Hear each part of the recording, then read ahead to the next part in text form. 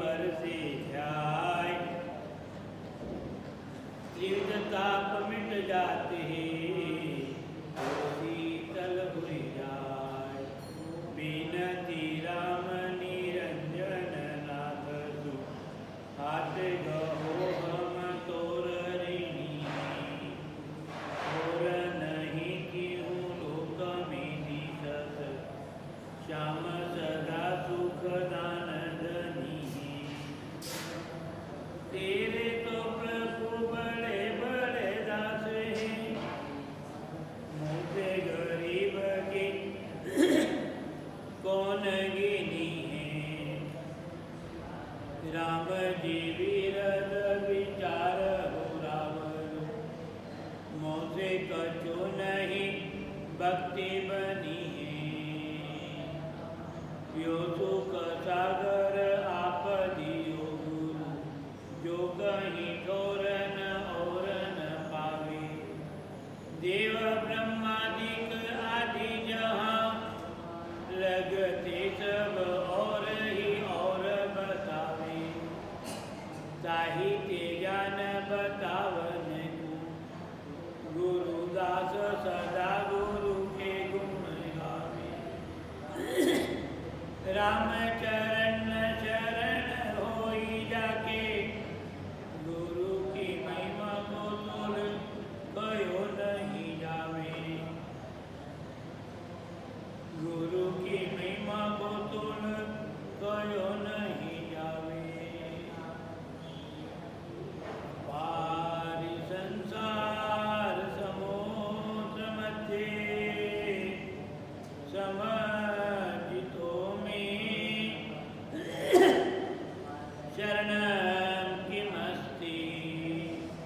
गुरु कृपालो कृपया वदेत, विश्वेशपादा बुजदीर्घनौका।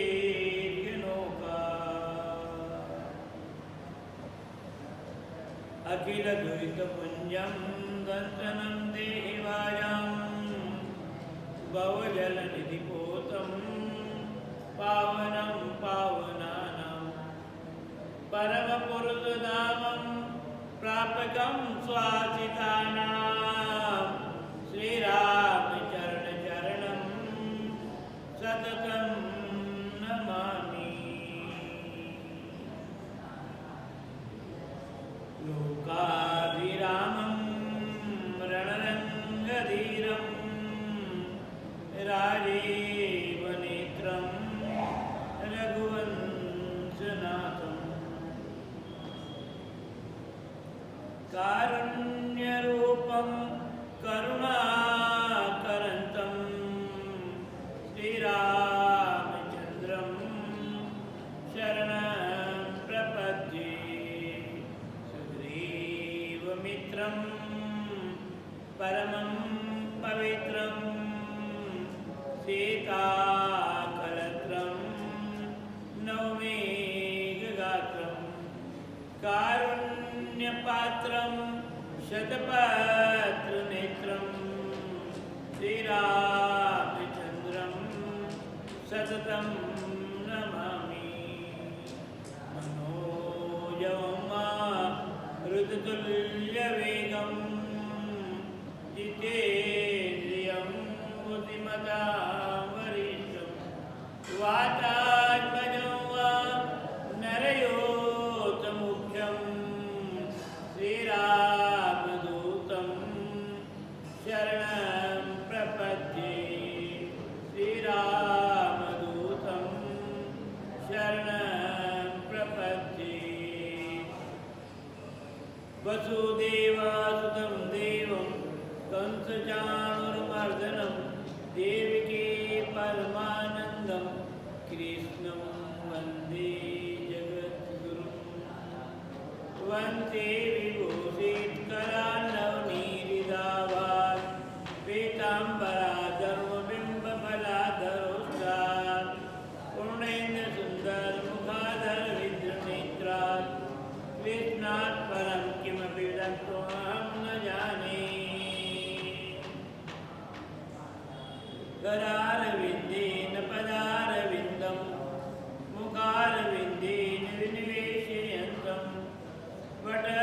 भद्रशुभेशयानं बालं मुकुन्दं मनसा स्मरामि। वक्रतुण्ड महाकाय श्रीकोटिसम्प्रभः निर्विघ्नं कुरु मे देव सर्वकार्येषु सर्वदा। मंगलम भगवान विष्णु मंगलम गरुड़ध्वज मंगलम पुंडरीकाक्षो मंगलायतनो हरिः। नारायणं नमस्कृत्यं नरं चैव नरोत्तमं देवीं सरस्वतीं व्यासं ततो जयमुदीरयेत्।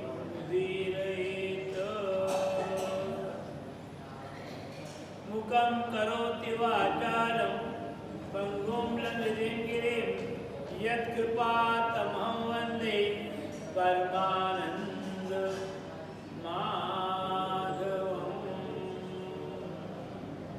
यथा सर्वं व्याप्तं जगत्स्थावरजङ्गमं कामधेनु शिरसा वन्दे।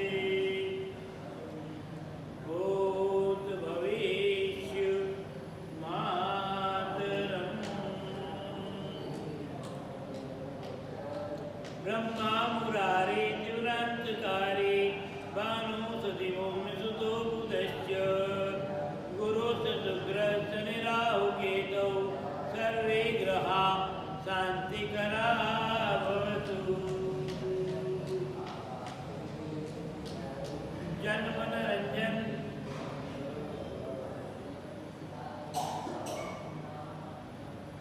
दुष्ट खंडन भक्त वांछा कल्पतरु। आज अविनाशी गढ़गढ़वासी के श्री चरणों में बारंबार कोटिशा प्रणाम निवेदन करता हूँ।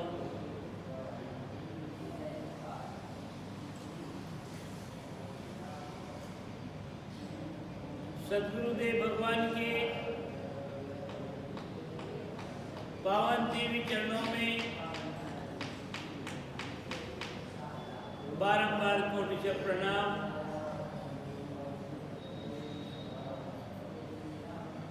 जगत में सृष्टि के प्रारंभ से अभी तक जितने भी महापुरुषों ने जन्म लिया,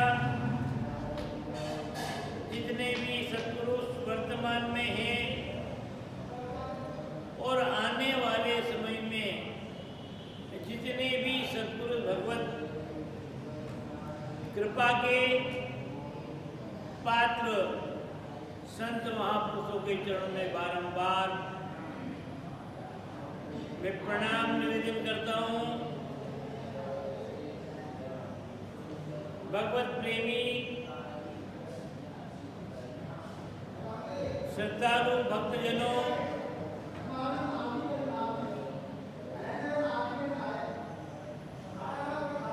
माताओं बहनों,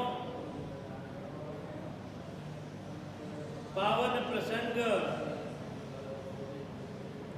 जीवन को पावन बनाने के निमित्त आपको हमारे को प्राप्त हुआ है। नवरात्रि का यह अति पवित्र उत्तम समय है और आज अंतिम नवरात्रि है, अर्थात 9 दिन पूरे हुए, 9वीं रात्रि पूरी होने जा रही है। माँ भगवती के अखंड रामायण पाठ की साक्षी में प्रातःकालीन मंगल वेला में मंगलमय भक्ति का कथानक आप लोगों के सम्मुख नवदा भक्ति के रूप में चल रहा है।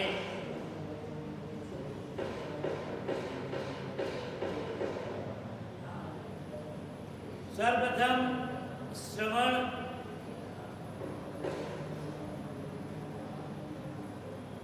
श्रवण भक्ति,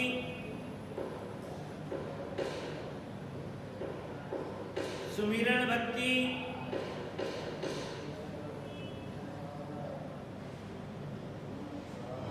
सेवा भक्ति, अर्चन भक्ति,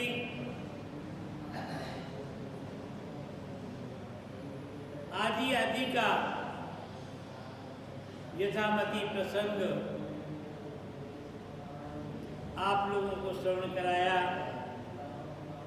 इसी क्रम में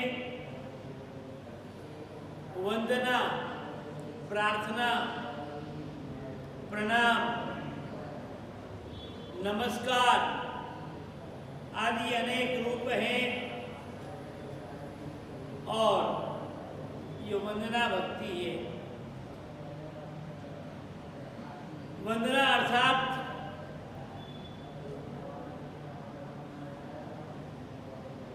नमस्कार करना, प्रणाम करना, और नमस्कार वही कर सकता है जीवन में, क्योंकि नमस्कार करने की प्रक्रिया के बीच में और हमारे अंतःकरण के बीच में,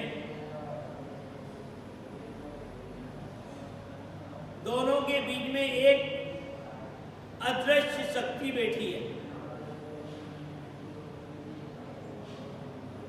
और वह अदृश्य शक्ति हमें प्रणाम करने के लिए रोकती है, जिसका नाम अहंकार है, जिसको हम अभिमान भी कह सकते हैं। और यही अहंकार हमें नमन करने के लिए रोकती है। मैं क्यों प्रणाम करूं, मैं क्यों धोखूं, मैं कोई छोटा हूं क्या? क्या समझा उसने? कौन रोक रहा है? हमारे अंतःकरण में अहंकार, मद, ये हमें। और नमस्कार वही कर सकता है जिसके जीवन में किसी भी प्रकार का मान का, सम्मान का, पद का, पैसे का, परिवार का,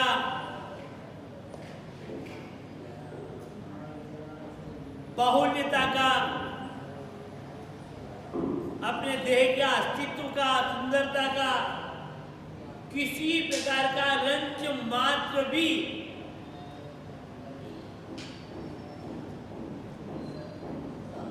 अहंकार न हो, वही व्यक्ति जीवन में किसी को नमन कर सकता है, प्रणाम कर सकता है। और एक कहावत भी है भाइयों कि नमे ते प्रभु ने गमे। परमात्मा किसको स्वीकार करते हैं, किसको चाहते हैं, किसके प्रति परमात्मा कृपा करके उसको अपनी ओर बुलाने का संकेत करते हैं? जिसके जीवन में अहंकार न हो। अहंकार के भी स्वरूप एक ही प्रकार का नहीं है, अनेक रूप। तो भाइयों, माता और बहनों, जब तक हमारे अंतःकरण में यह अहंकार बैठा हुआ, मत बैठा होगा, तब तक हमारे अंतःकरण में निर्मल प्रेम, शुद्ध प्रीति या पवित्र भावना संभव नहीं है। भावना तो हो सकती है, पर उसमें पवित्रता, निर्मलता, आना जाना, मिलना जुलना। कोई व्यक्ति आपके यहाँ आया, थोड़ी देर आपने बड़े प्रेम से उससे बातचीत की, और भी लोग आपके पास में बैठे थे, 5-15 मिनट बैठे, आपने उस हाथ जोड़कर अभिवादन किया,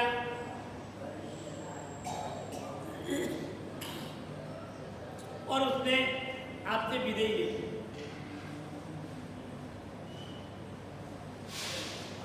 वो घर से बाहर गया, दरवाजे से बाहर निकला, आपने पीछे देखा कि वो कहाँ तक पहुंचा है, और उसके बाद में आपकी अपनी भावना व्यक्त करता ये व्यक्ति ऐसा है। उसके सामने तो वो जैसे दूर गया कि आपके अंतःकरण में उसके प्रति जो भाव है वो व्यक्त करेंगे ये व्यक्ति ऐसा है, तो फिर अंतःकरण निर्मल का होगा। आपने व्यर्थ दिखाने के लिए हाथ जोड़ लिए, आओ सब बैठो, मैं आप ही की इंतजार ही कर रहा था, बहुत दिनों में मिले अपन। अपने मन की अंतरंग वृत्ति हम खुद व्यक्त कर देते हैं, पर व्यक्ति की पीठ, सन्मुख तो अच्छे हैं, सामने बहुत अच्छे हैं,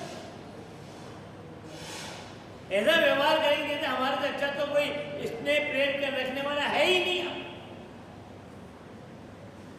ये है दोगली भक्ति,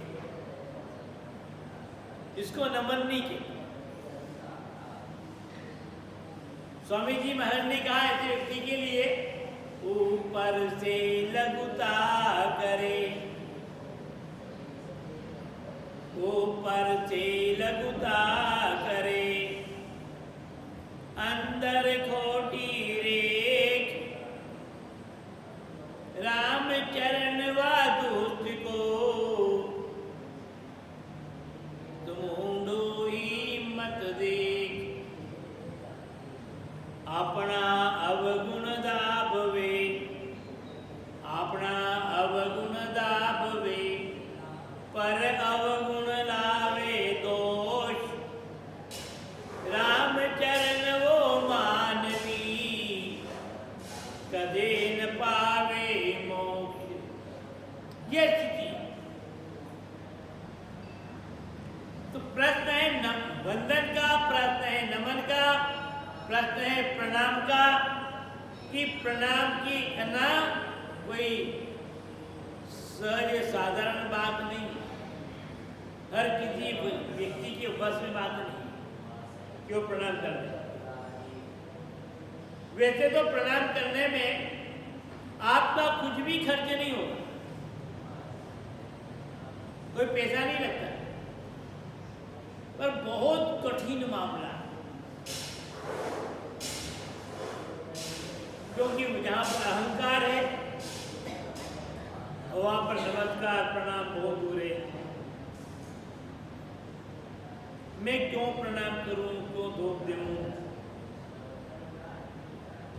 और उसका स्वभाव ऐसा होता है भाइयों कि जिस प्रकार से कहते हैं ना कि कुत्ते की पूंछ जो है ना, उसको यदि सीधी कर दी जाए और 12 साल तक भी सीधी भोंगली में रखकर बांध दिया जाए, वो घूमता रहेगा, सीधी दिखेगी, और जैसे 12 साल हो गए अपने सीधी होगी, अपने हाथ जैसा रहता, हाथ चलता फिरता है, और कदाचित 3-4 महीने का प्लास्टर डॉक्टर बांध दे, भगवान ना करे फ्रैक्चर हो जाए, और प्लास्टर बांध दे 3-4 महीने का, हाथ ऐसे ही रहे, तो फिर ये तो करने पड़े, तो करने नहीं आते, सीधा हो ही नहीं, एकदम से नहीं हो पाए, बड़े धीरे धीरे धीरे अभ्यास हो। पर वो कुत्ते की पूंछ जो है 12 साल तक सीधी कर दी जाए और 12 साल के बाद में वापस निकाल दी जाए तो वापस ले,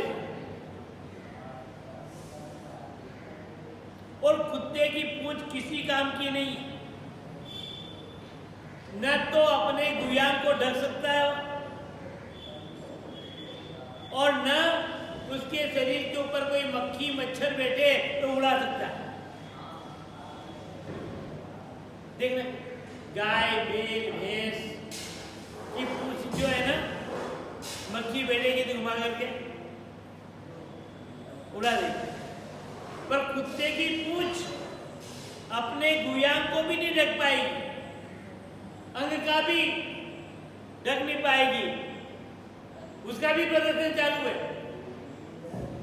और शरीर में बैठी हुई मक्खी मच्छर उनको भी नहीं उड़ा सकती है। तो यह अहंकार भी जीव के लिए ऐसा ही है, कुत्ते की पूंछ की तरह। अगर समाप्त तो होती ही नहीं।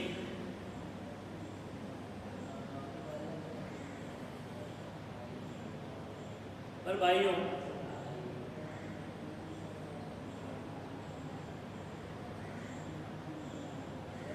अभिमान से व्यक्ति का सोचता मैं बहुत बड़ा हूं, वो अपना स्वयं का मान सम्मान गिरा देता है। और मनुष्य के जीवन की सबसे अच्छी शोभा यदि है तो वह है नम्रता। झुको नमे तो आंबा आंबली, नमे तो आंबा आंबली, नमे तो दाड़म दाख, नमे तो आंबा आंबली, नमे तो दाड़म दाख। और एरंड बिचारा क्या नमे, और एरंड बिचारा क्या नमे, जाकी ओछी साख। जब बड़े बड़े वृक्षों के डालियों पर फल लग रहे हो ना, तो वो सब नीचे झुक जाते।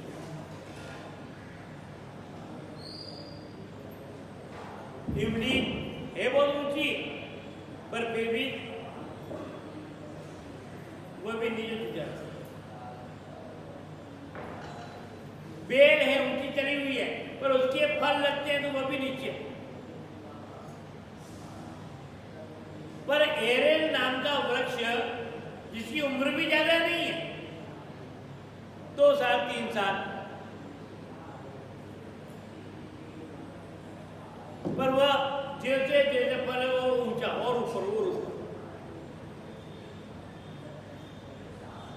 ऊपर बढ़ता है। तो नमे सुडालम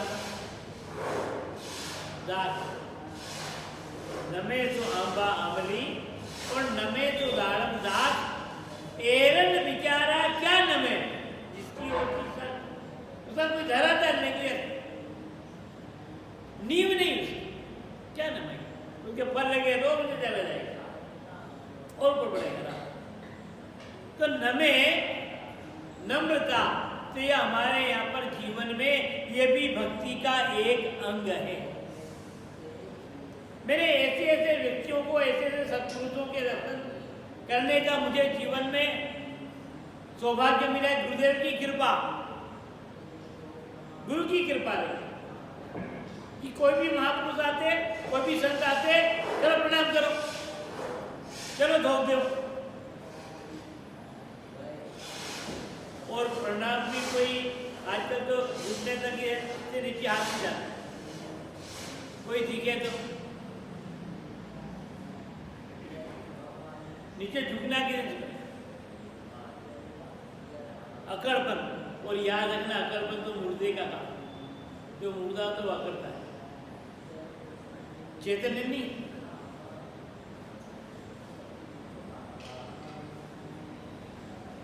चेतन नहीं। तो ऐसे ऐसे सत्पुरुषों के दर्शन करने का सौभाग्य प्राप्त हुआ जिनकी अपन कल्पना नहीं कर सकते। अपन उनके दर्शन करने जाए कि महापुरुष के संतों के दर्शन करिए, अपने मन में उनके दर्शन करने के, नमस्कार करने के भाव रहते हैं। पर उसके साथ ही जैसे ही उन्होंने आपको देखा, वो अपने आसन से उठे और आकर के आओ आओ गुरु भाई, आओ आओ आओ भगवान, आओ भगवान, और आपके पाँव पड़ गए। गुरु महाराज आप क्या कर रहे हो, हम तो ग्रस्त हैं, हम तो छोटे हैं। नहीं, भगवान का रूप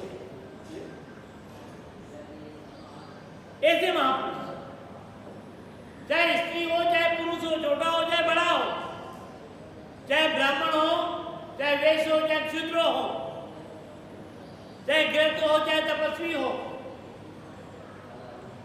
नमन, उच्च उच्च कोटि की भक्ति है हर व्यक्ति को। लोग पागल कहेंगे आपको। एक बार प्रथम दृष्टि में कोई आए, उनको नमन करो, प्रणाम करो। प्रथम दृष्टि में आए ना, जिनमें 10 बार मिले तो जरूर 10 बार कोई प्रणाम करना जरूरी नहीं है, पर पहली बार दिन के सूर्योदय के साथ में लेकर के, चाहे वो 12 बजे मिले, 3 बजे मिले, 4 बजे मिले, शाम को मिले, नमन कर। ये बहुत बड़ी भक्ति। प्रणाम।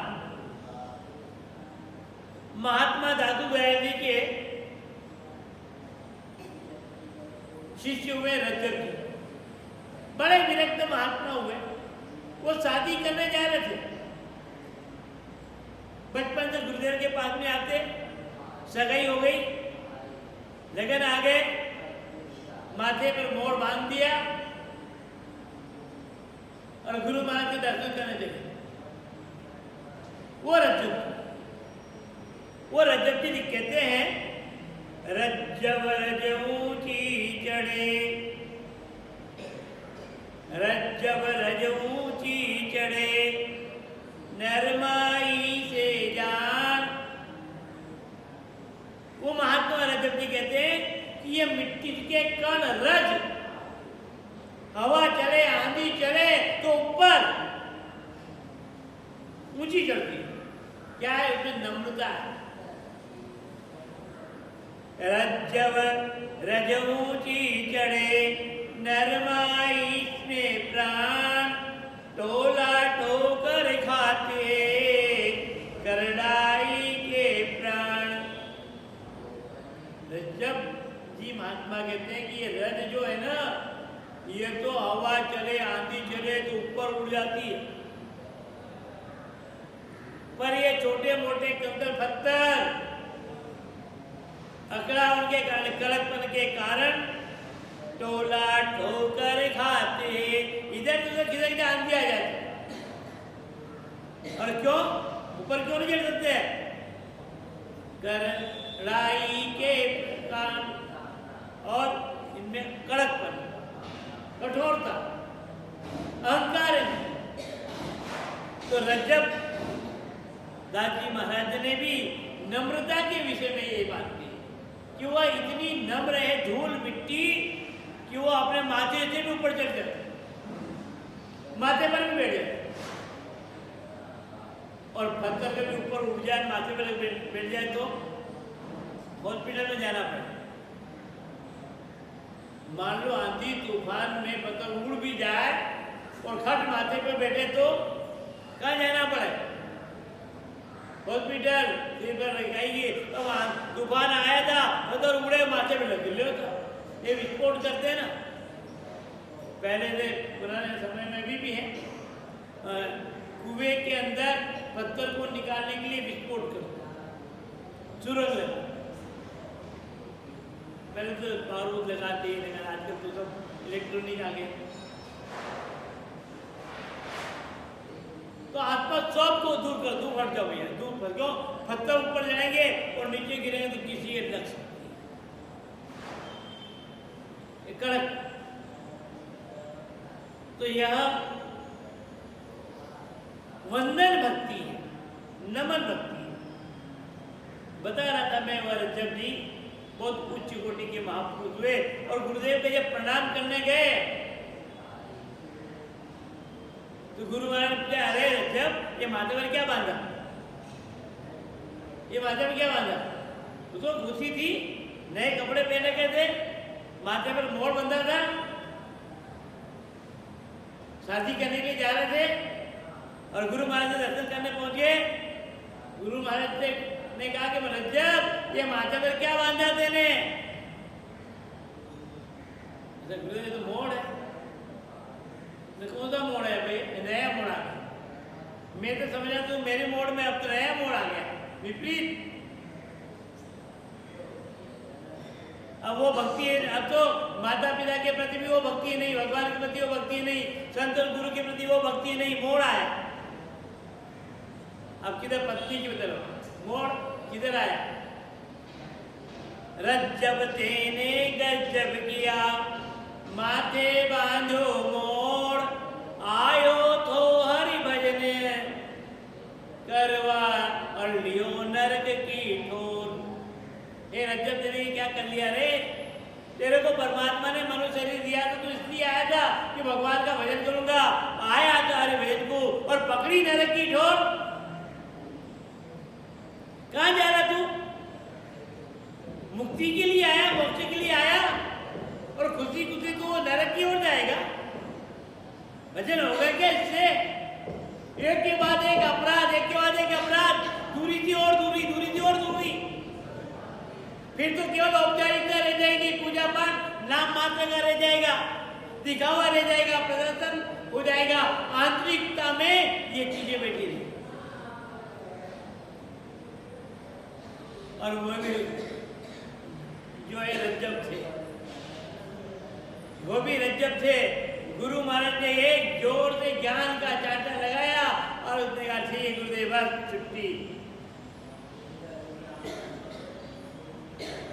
प्रणाम करने का प्रभाव जिंदगी भर तक मोड़ बंधे रहे और उसी वेश में रहे। वैराग्य की अवस्था वो रही। रामचंद्र जी महाराज शाहपुरा में तपस्यारत, अनवरत साधना चल रही, भक्तों को आत्मज्ञान का उपदेश मिल रहा है।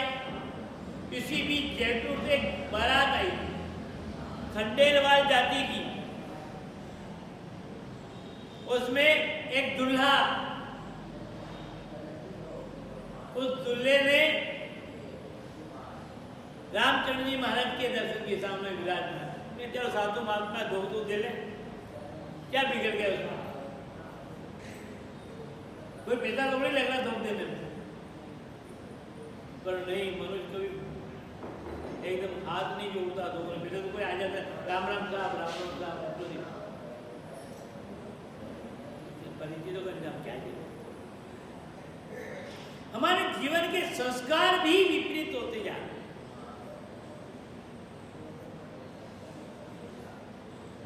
हम संस्कार विहीन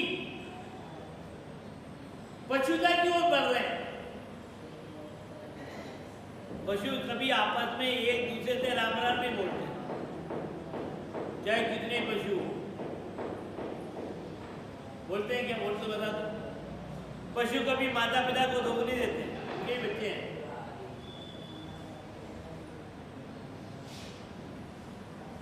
पशु कभी एक दूसरे की सहायता नहीं करते। कोई एक गाय समूह में जाती है चरने के लिए, और यदि कोई गाय फंस जाए, कीचड़ में, तो दूसरी गाय मिल करके अपने सींग के सहारे या अपने बल के सहारे उसको निकाले, दिखे छोड़ के आ जाएगी। ये पशु लगा भैया मुसीबत पड़ा होता है, निकालो ना। क्यों निकालो? फिर मैंने साथ दिया क्या? ये अहंकार। क्यों बोलूं मैं? क्यों जाऊं इसके यहाँ? अरे पड़ोस में कोई बीमार है, जरा मिली जाओ, कुछ तो आओ, मिली जाओ, पूछिए आओ, पर क्यों जाऊं? ये अहंकार, ये सबसे बड़ा है।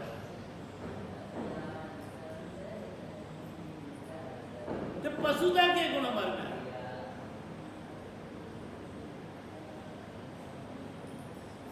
ये कमी हमारी। तो रामचंद्र जी महाराज विराजमान है, तो दूल्हे ने प्रणाम कर लिया, नमस्कार भी कर लिया। उदयपुर शादी के लिए जा रहे हैं, जयपुर से निकले, बैलगाड़ी है उसकी, घोड़ा गाड़ी, बैलगाड़ी, टांगा आदि, कोई वाहन नहीं थे, पड़ा हुआ वहां पर। और जैसे प्रणाम किया तो रामचंद्र जी महाराज ने एक ही उपदेश दिया, एक ही बात कही, क्यों कागज काला करे क्यों कागज काला करे, इन बातन में क्या होए, क्यों कागज काला करे, इन बातन में क्या होए, मन का दस्ता डाल के, मन का दस्ता डाल के, दिल का दस्ता धोए। ये उपदेश, और ये उपदेश क्या मिला, समझ गया कि अब मैं जो है अभी तक मेरा जीवन एक खाली कागज के समान है,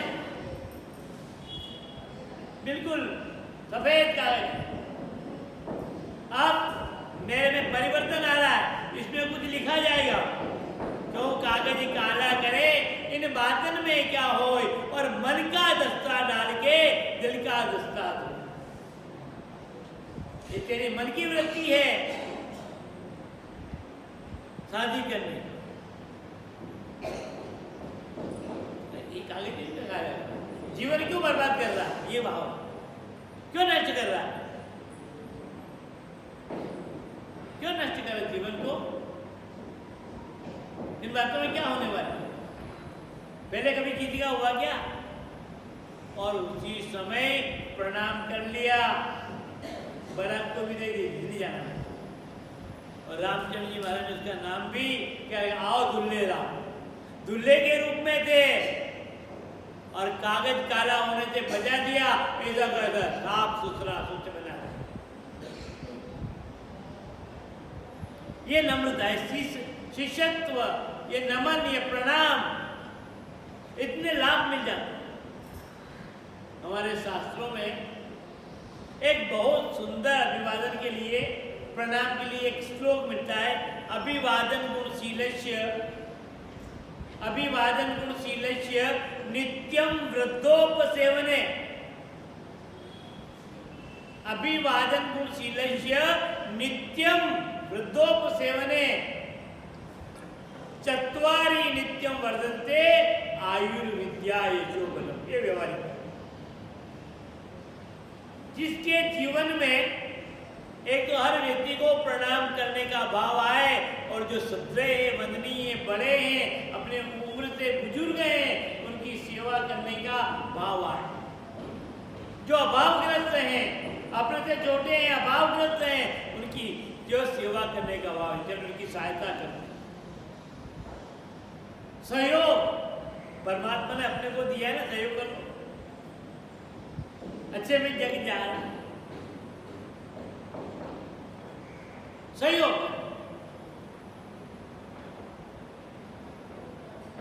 तो उससे 4 वस्तु मिलती है, एक साथ 4, 2 करोगे 2 दूनी 4, 4 गुना फायदा। आयु, आप अकाल मृत्यु में नहीं जाओगे, अब घात नहीं होगा आपके जीवन में, घात से निकल जाओगे सुरक्षित, प्राण छोड़ना नहीं पड़ेगा। विद्या, आप में विद्या नहीं है, ज्ञान नहीं है, तत्व नहीं है, उसका भी बोध हो जाएगा। विद्या आप में माना क्या है, जस ही नहीं है, अरे जस भी मिलेगा, यश मिलेगा, और बल मिलेगा, धन बल मिलेगा, जन बल मिलेगा, शरीर बल मिलेगा।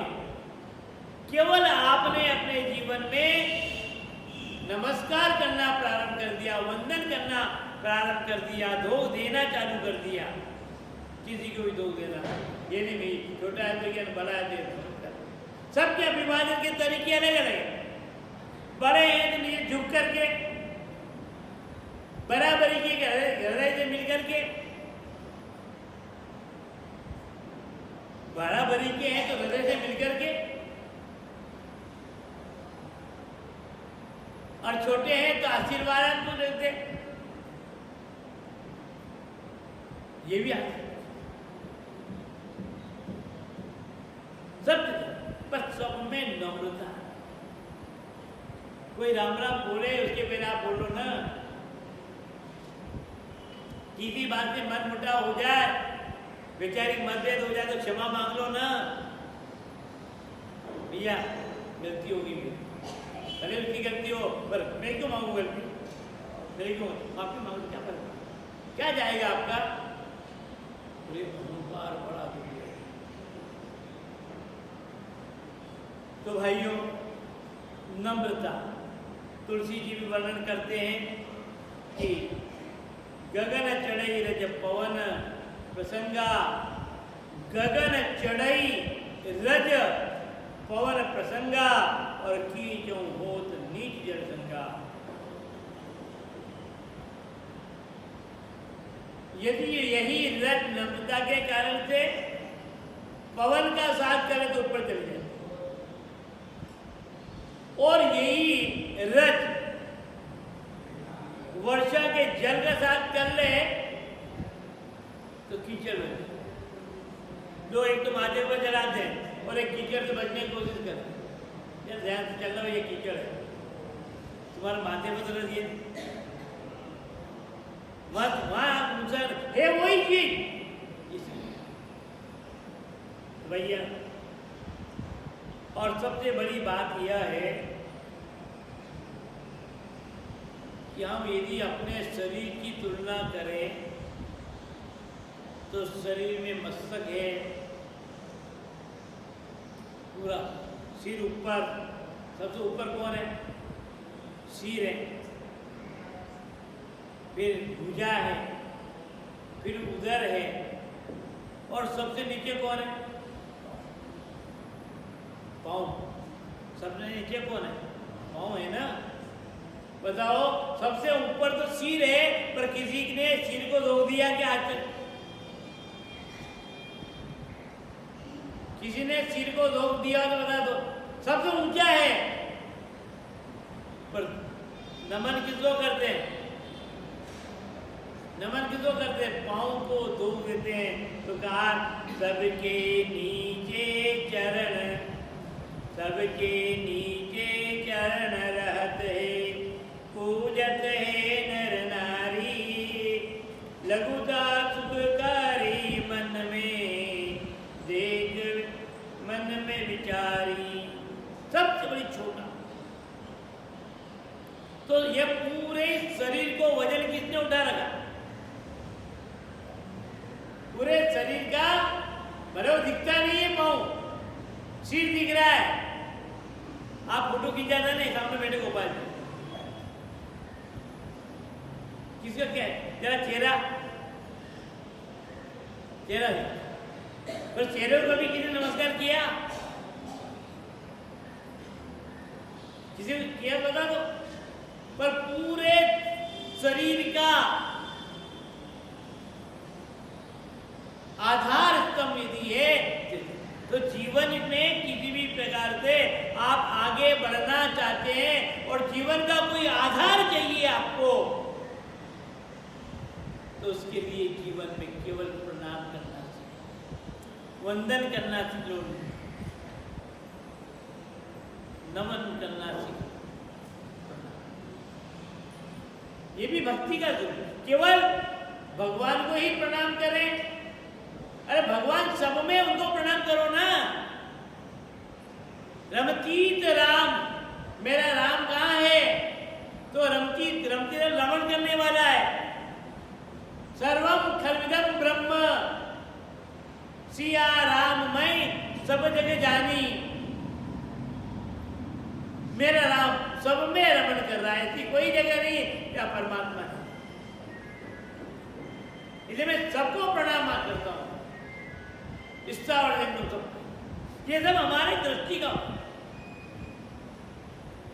महाभारत का युद्ध हो रहा, दोनों सेनाएं दुश्मन है, कौरवों के दुश्मन पांडव और पांडवों के दुश्मन कौरव, दोनों एक दूसरे के दुश्मन हैं। युद्ध के मैदान में लड़ना चाह रहे हैं, मारना चाहते हैं, दोनों पक्ष विजय होना चाहते हैं, कौन पराजित बने। पर शुभारंभ में सबने अपने अपने दृष्टि से अपने अपने देवता को मनाया, अपने इष्ट को मनाया, अपने गुरुदेव को मनाया और युद्ध के मैदान में आमने सामने जाकर के खड़े हो गए। सामने सेनाएं हैं, कौरवी सेनाएं, जिसमें भीष्म पितामह है, कृपाचार्य है, धृष्टद्युम्न है, द्रोणाचार्य हैं, बड़े बड़े योद्धा और बड़े बड़े कीर्तिमान, पराक्रमी, श्रद्धेय, वंदनीय, सब बड़े। हमने सब देखा है, दोनों सेनाएं एक दूसरे दिख रही है कि हम एक दूसरे खून के प्यासे बने। इसी बीच महाराज युधिष्ठिर रथ से नीचे उतर गए, अपने चारों ही भाइयों से कपाटों नीचे उतरो, अर्जुन, भीमसेन, नकुल, सहदेव नीचे उतरो अपने अपने रथ से, अपने रथ से नीचे उतरो। अरे यार लड़ने आए, लड़ने आए। अरे आखिरी जिंदगी भर तक इन्होंने कोई अच्छा कार्य नहीं किया, हमें कष्ट में डाला है। हम इनकी बात मानते मानते हमारा राज्य चला गया। 13 साल जंगल में दर दर ठोकरें खाते रहे।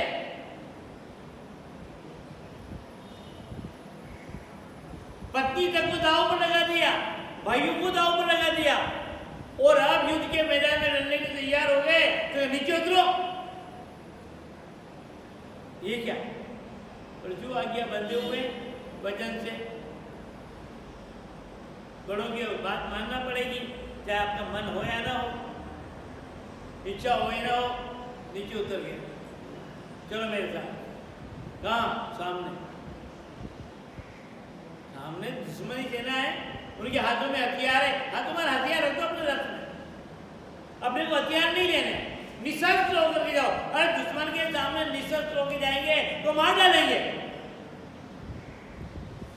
युद्ध जीत जाएंगे, लोग कायर कहेंगे, डरपोक कहेंगे। कोई बात, चलो तो सही, अभी युद्ध प्रारंभ का हुआ, युद्ध का बिगुल बजा का, युद्ध का बिगुल बजे तब है ना। अभी तो युद्ध का बिगुल नहीं बजा, अपन आमने सामने है, पर हमारे शरीर से वंदनीय संबंधित जो भी है उनके पास तो चले। ऐसा तो नहीं अंतिम प्रयास समझौते का, नहीं नहीं चलो, कोई समझौते का प्रयास युद्ध तो करना ही है। और जाकर के विश्व पितामह के सन्मुख खड़े हो गए, द्रोणाचार्य के सन्मुख खड़े हो गए, कृपाचार्य जी के सन्मुख खड़े हो गए, अश्वत्थामा के सामने खड़े हो, जो भी वंदनीय के सामने बड़े थे उनके सामने खड़े होकर कहा, करो प्रणाम। अब क्या? अर्जुन ने प्रणाम किया, भीमसेन ने प्रणाम किया, नकुल सहदेव ने प्रणाम किया और युधिष्ठिर ने प्रणाम किया। अब प्रणाम करे तो क्या कि तुम पराजित हो जाओ? यह आशीर्वाद क्या कहे? दुश्मन को प्रणाम किया जा रहा है, क्या कहे? तुम मर जाओ। मारने वाले को प्रणाम किया जा रहा है और वो क्या कि तुम मर जा, क्या कहेंगे? और प्रणाम किया, अपने हाथ ऊपर उठ गए, अपने आप अंतःकरण से शब्द निकल गए, विजयी भव। अपने आप अंदर से आवाज निकली, विजयी भव। वर्षों से जो आवाज दबी हुई थी आशीर्वाद की, किसको मिले आशीर्वाद, कब मिले, कहां मिले, कैसे मिले? जाते ही तो मास्टर मिल जाएंगे। जिंदगी में कभी धोखा नहीं दिया और महाराज आशीर्वाद दे दो, कोई जान नहीं पहचान नहीं, 5-10 रुपए चढ़ाना आशीर्वाद मिल जाएंगे। अरे आपने अंतःकरण से कभी नमन किया किसी महात्मा को? अंतःकरण से मन में प्रेरणा उत्पन्न हुई कि 1 महीना हो गया, 2 महीना हो गया, मैंने अपने नेत्रों के द्वारा कभी आंखों से मुझे कोई संतों के दर्शन नहीं हुए, मैं संतों के दर्शन करने जाऊं? कभी ऐसा भाव जगा? 12 महीने निकल जाए, गुरु के पास जाऊं? कभी भूख लगी अंदर, मिलने की उत्कंठा देखी? संसार में मिलने के लिए तो कितनी बार टेलीफोन कर देते हैं, पर कभी अंदर में, पर वहां तो अपनी परिस्थिति बता दो, गुरु महाराज क्या करें, मन तो बहुत है पर मैंने तो क्या हुआ? कभी भूख लगी क्या? आशीर्वाद की कामना कैसे करो? युधिष्ठिर ने युद्ध में जितने भी बड़े बड़े महारथी कौरव पक्ष के थे उन सबको प्रणाम किया और सबके अंतःकरण से एक आवाज निकली कि विजयी भव। एक आवाज, विजय, तुम्हारी विजय हो, अर्थात तुम्हारी विजय तो हमारी पर है।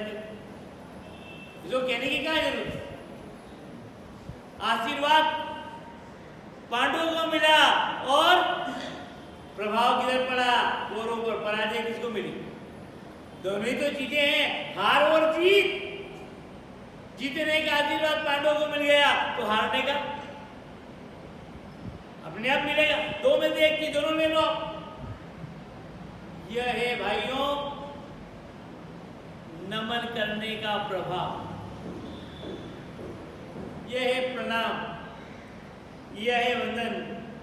इसलिए हमें यदि अपने जीवन में आगे बढ़ना है तो एक तो जीवन में माधुर्यता आए, बोले तो अच्छे बोले, कटु नहीं बोले, कड़वे नहीं बोले। मीठा बोलो नम चलो, मीठा बोलो नम चलो, लो भलाई अंग मुरली तोड़ा जीवना, नदी नाव का संग। रामचंद्र जी महाराज के शिष्य हुए मुरली राम जी महाराज।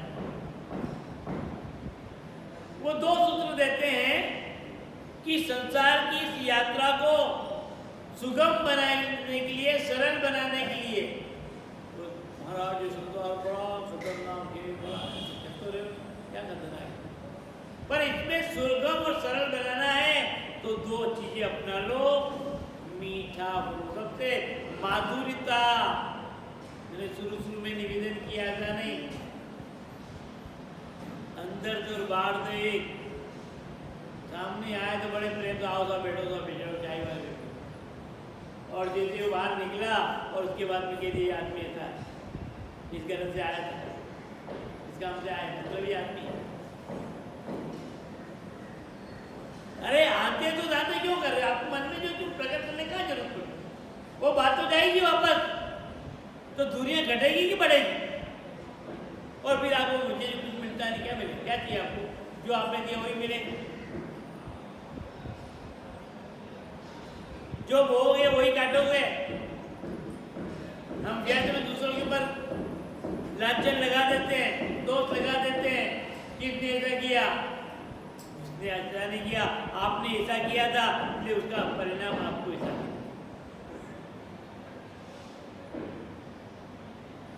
ये है भाइयों। तो स्वामी जी महाराज, मुरली राम जी महाराज कहते हैं कि मीठा बोलो नम चलो, हर समय मधुरता से बोलो, अच्छा व्यवहार करो, और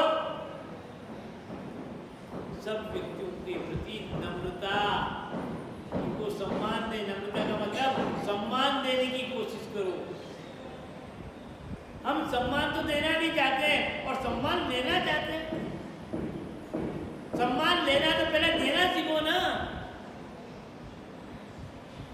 ये सम्मान।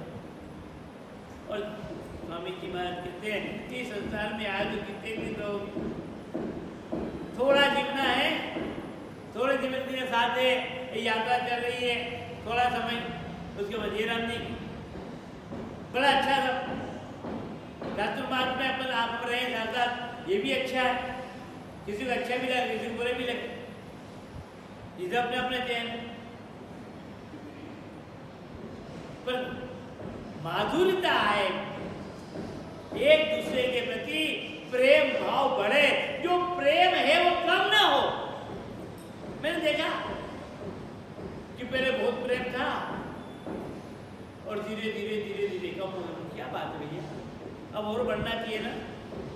ये प्रातः काल की छाया की तरह मत बढ़ो। देखना प्रातः काल सूर्योदय होता है ना, तो सूर्य की तरफ पीठ करके आप खड़े हो जाना, आपकी बहुत लंबी छाया होगी, बहुत दूर तक।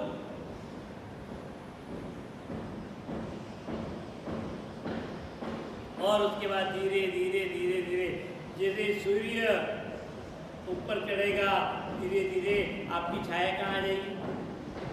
आपके पाँव। आप ही की छाया इतनी लंबी थी।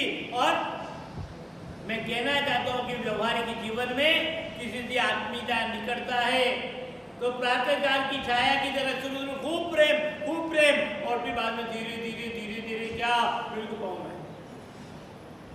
पहले तो बहुत आते थे, अब क्या हो गया?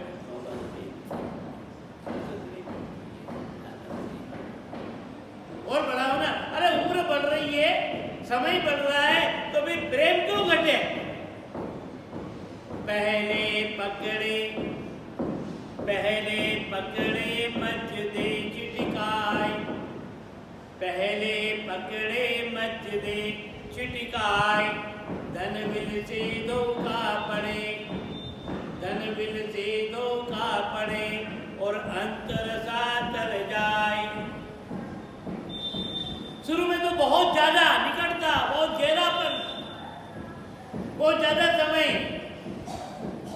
पहले पकड़े और धीरे धीरे फिर कम हो जाए, मध्य दे चिटिया, और फिर आखिर में ये रहा। कोई जरूरत हाँ गणन कर लिया, भगत गणे भजन कर लिया, हाँ गणे जाना टाइम ही नहीं बहुत वही। तो स्वामी जी महाराज कहते हैं कि पहले पकड़े मत दे चिटकाया, बीच में आकर के धीरे धीरे कम कर दे और छोड़ दे, तो धन में से बहुत बड़ा नुकसान होगा। देखा मैंने अपने परमात्मा से, महात्मा से, संतों से आपने शुरू में बहुत भक्त किया, दर्शाया और धीरे धीरे कम किया, तो नुकसान उसका नहीं, धर्म का नुकसान नहीं है। आप तो धर्म से धोखा पड़े, अरे ये तो लौकिक चीजें हैं, पर आखिरी में आपकी सदगति होने वाली नहीं। धन मिल से धोखा पड़े और अंत रसा तल जाए। लोग जीवन में भी आपका पहले कितनी कीर्ति थी, हमारे तो बहुत सारे महाराज जी ये तो बहुत आते थे, अब नहीं आते, वो जाने। मैं तो पहले भी कहीं नहीं जाता था और अभी भी कहीं नहीं जाता,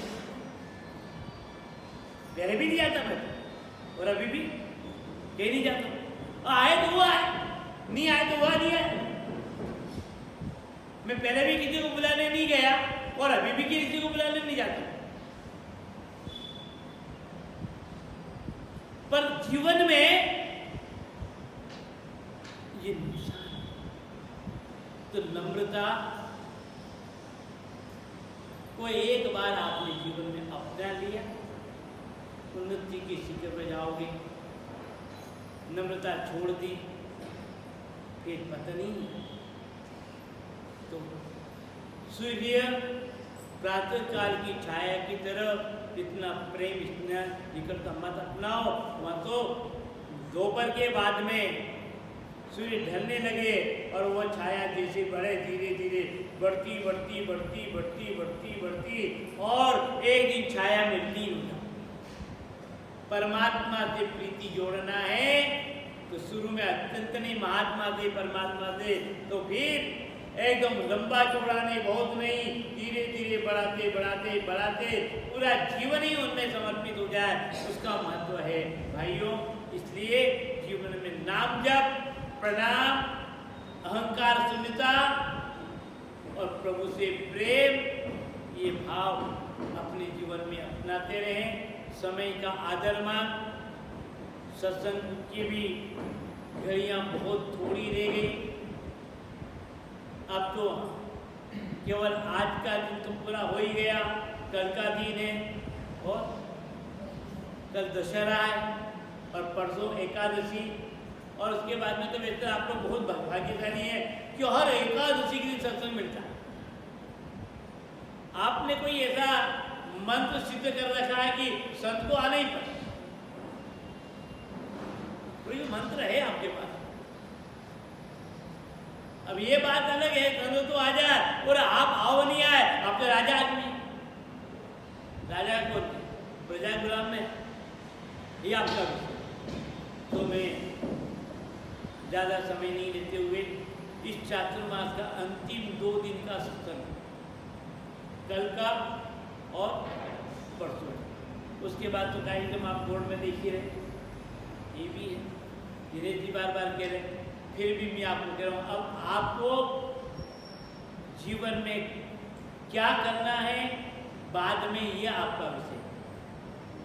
ये 2 दिन के मौके और हैं, सत्संग के भी हैं, सेवा के भी हैं, संत के साथ में यात्रा के भी हैं और संत के विदाई की। जब आपकी भावना बढ़ती है तो संत का हृदय अंतःकरण में प्रसन्न होता है, और दूसरी जगह जाते हैं तो आप उदाहरण बन जाते हैं, वहाँ भी धर्म का प्रचार प्रसार होता है। वैसे कोई आए तो भी ठीक, नहीं आए तो भी कोई फर्क नहीं पड़ता। एक इंग्लैंड का बहुत बड़ा उद्योगपति थे जो उन्होंने उनके जो मैनेजर थे ना, उनसे कहा, फोर्ड मॉडल से कहा कि आपको बाहर कॉन्फ्रेंस में जाना है, अमेरिका जाना है, आपके जो यह सूट है ना पुराना हो गया, नया बनवा लें अपन दोनों, जिससे थोड़ा प्रभाव दिखेगा, कपड़े से प्रभाव पड़ते। तो फोर्ड महोदय ने कहा कि ठीक है, तुम्हारी इच्छा है, मुझे मंजूर है, कोई बात नहीं, पर मेरे जो पुराना सूट है भी मैं पहन रहा हूँ, तो मुझे ब्रिटेन में, इंग्लैंड में सभी लोग जानते हैं कि फोर्ड महोदय, सूट से तो कोई मेरे को पहचानते ही नहीं। सूट अच्छा हो या पुराना हो, फटा हुआ हो, तो मुझे कोई सूट से नहीं पहचानते, ये नहीं जानते कि जो है बहुत बड़ा उद्योगपति है, ये बहुत बड़ा अपने राष्ट्र में उद्योगपति है, ये सूट से नहीं पहचाना जाता मेरे को। और मैं यदि बाहर भी गया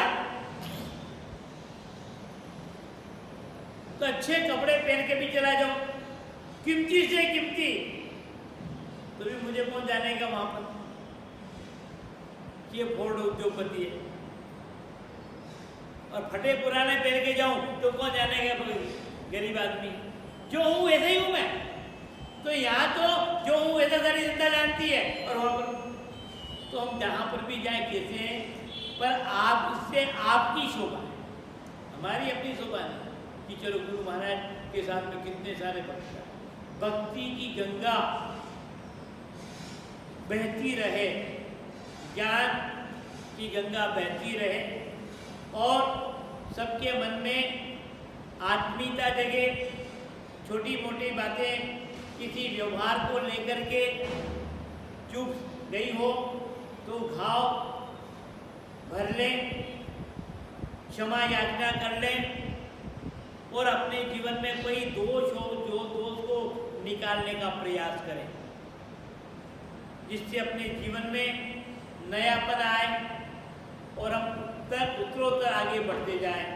इन्हीं मंगल भावना के साथ जो भी कल का सत्संग, परसों का सत्संग 2 दिन का और है, आप लाभ लें। रामचरितमानस का 8वां पारायण पूरा हुआ और अभी 9वां पारायण चल रहा है। पिछले 42 वर्ष से केवल 2 साल कोरोना काल की अवधि को छोड़ दिया जाए, ये जरूर अभिशाप बना है, बाकी तो बराबर का बस चल रहा है और अपने आप इसमें सिद्धता प्राप्त हुई है। तो कल का पाठ आज चल रहा है, जितने भी लोग लाभ ले सके लें, काम तो होता रहेगा, उसी कभी पूर्ति नहीं की जा सकती। पर इससे आपको सबकी पूर्ति हो जाए। रात्रि में भी पहले तो फिर भी प्रतिबंध थे कि पुरुष वर्ग ही रात को आए, 8 बजे बाद कोई विदाई नहीं आए, पर अब तो छूट दिन रात कभी भी आए, कोई भी लाभ। और कल करीब रोज के नियम के वहाँ से 8 बजे आरती होगी, 7:30 8 के बीच में रामायण के पाठ की जो आरती होती है वो आरती होगी। उसके बाद सुंदरकांड का पाठ होगा और सुंदरकांड के पाठ के साथ ही रामायण की महाआरती हो जाएगी और महाआरती के साथ ही रामायण पारायण का विश्राम इस प्रार्थना के साथ में ओम सर्वे भवन्तु सुखिनः, सर्वे सन्तु निरामया, सर्वे भद्राणि पश्यन्तु, माँ कश्चित् दुःखभाग् भवेत्। इस प्रार्थना के साथ में रामायण को विराम दिया जाएगा और उसके बाद में सत्संग चलेगा। तो ये आपसे आग्रह है। उसके बाद फिर द्वादशी के दिन एकादशी तो हवन, तो हवन में भी मैंने पहले भी निवेदन किया, आप अपने तरफ से कुछ भी साकल्य ला सकते हैं, पर फिर मेरा निवेदन है कि आप ये रेडीमेड हवन के पूड़े आते हैं ये मत लो, उसकी जगह जो पैसे आप देते हैं यहाँ दे दो। हम सब वनस्पति मंगाएंगे शुद्ध बाजार, आएगी वही बाजार, पर एक तो उन्होंने मिला रखी है और एक अपन अपने हाथ से अपन यहाँ मंगा, और उसके बाद में हवन होगा। तो एकादशी का दिन तो वैसे हरि का दिन है, दिन पर लगेगा, तो उसमें भी आपको लाभ लेना है। और यहीं पर तो मेरा पुनः निवेदन है कि बहुत सारी माता बहनें चला हवन हो रहा है तो हवन का पूरा रेडीमेड माल है, अपने तो सब काम रेडीमेड की आदत में पड़े, सब चीज़ बाजार में ले आओ, पर कुछ चीज़ें पवित्र के लिए अब कितने दिन पुराना है, कितने उसमें जालियाँ लग गई, कितने छोटे छोटे जानवर पैदा हो गए, ये अपने को क्या पता। यहाँ साफ सफाई, तीर आएंगे, चू आएंगे, चावल आएंगे, वो साफ करेंगे, देख लेंगे, कोई दोष तो नहीं है। तो इससे ज़्यादा से ज़्यादा लाभ अपने को, वरना अपन ने हवन किया और हवन की यज्ञ की सामग्री में जो है बहुत सारे जानवर हो गए और वो जलाया और सागर में मिलाया और स्वाहा, तो जीव हत्या हुआ, जीव का क्या होगा, तो निक्षण हो। तो मेरा आपसे निवेदन है कि मेरी छोटी छोटी बातों पर आप ध्यान दें और सेवा में खड़े रहें। जैसे कल कथा के बाद में गेहूँ जो यहाँ बच्चों के द्वारा लाए जाते हैं, वो आप ही की सेवा, आप ही की, ये मत सोचना महाराज भेज देते हो, धोखा लगता आप ही के लिए। आपकी तुभ्यम वस्तु गोविंद तुभ्यम समर्पित, समाज की वस्तु समाज ने दी और वापस संत समाज को ही समर्पित कर दिया। तो इस प्रकार से सेवा में भी समय निकालना है और ब्रह्मभोज में भी आपका योगदान बहुत जरूरी है।